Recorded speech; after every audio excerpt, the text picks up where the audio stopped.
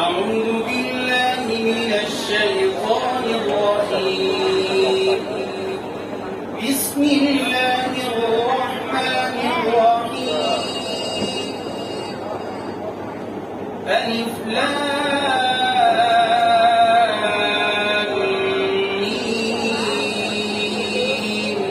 تلك آيات الكتاب الحكيم هدى ورحمة للمحسنين الذين يقيمون الصلاة ويؤتون الزكاة وهم بالآخرة هم يوقنون أولئك على هدى من ربهم وأولئك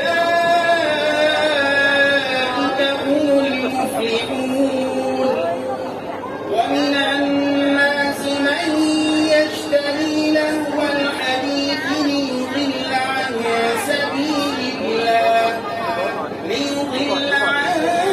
سبيل الله بغير علم ويتخذها هزوا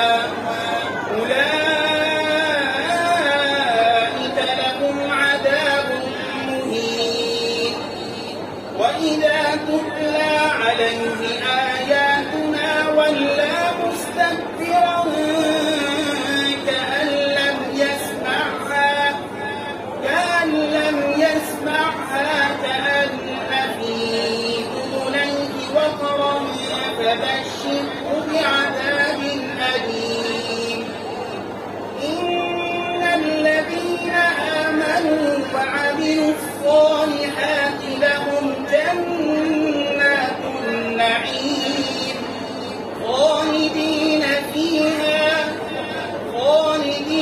فيها وعد الله حقا وهو العزيز الحكيم. خلق السماوات